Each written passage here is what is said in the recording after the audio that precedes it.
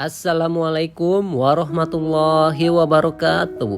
Kembali lagi bersama saya di channel Guroba Beta. Di video kali ini saya akan memberikan tips kepada teman-teman semua bagaimana caranya menyimpan cacing sutra agar tahan lebih lama.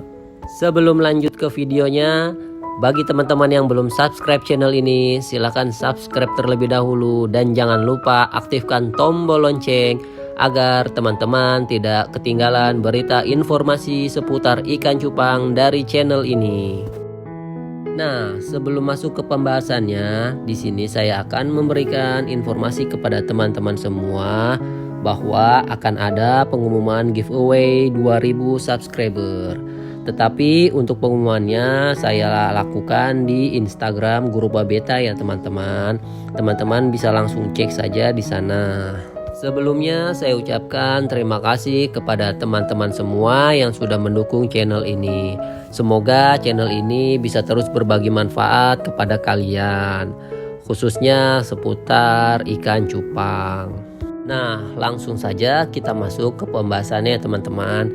Ini adalah cacing sutra atau bisa disebut juga dengan cacing rambut.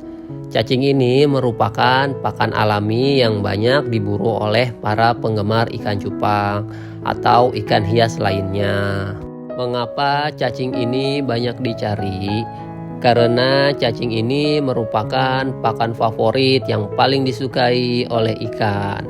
Karena kandungan dan lemak yang tinggi membuat ikan menjadi cepat besar.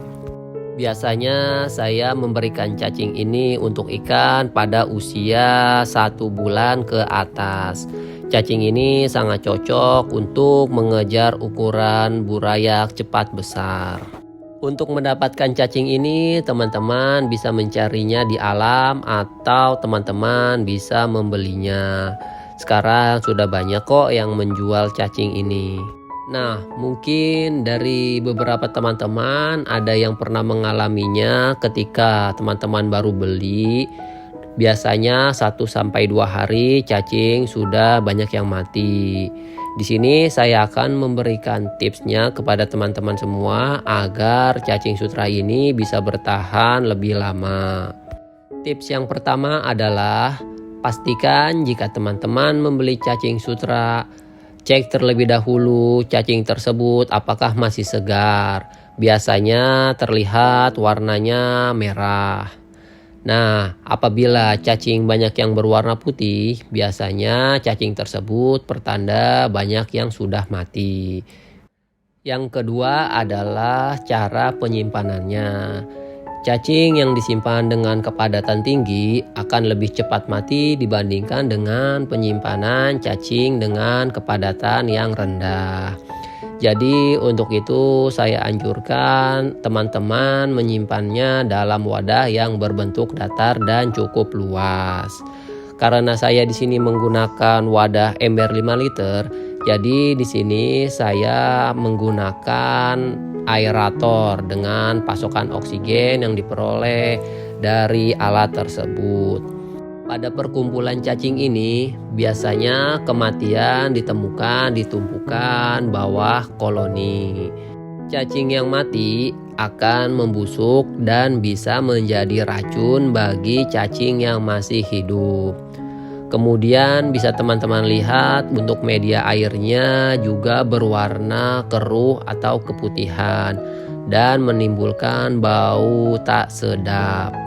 Untuk itu perlu dilakukan pergantian air ya teman-teman. Biasanya saya melakukan pergantian air minimal 12 jam ya teman-teman.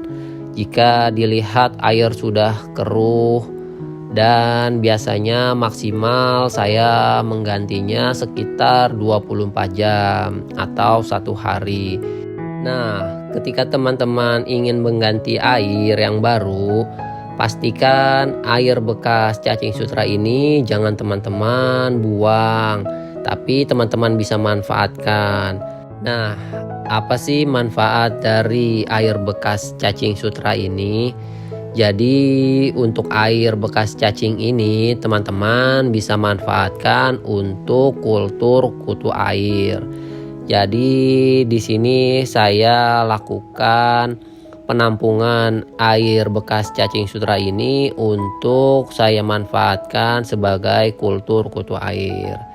Di next video saya akan memberikan tutorial kultur air menggunakan air bekas cacing sutra ya teman-teman. Jadi teman-teman harus simak video ini berkelanjutan agar tahu kenapa saya melakukan kultur air. Karena kutu air itu benar-benar bermanfaat bagi ikan cupang ataupun ikan hias lainnya. Karena di sana banyak mengandung protein yang cukup tinggi.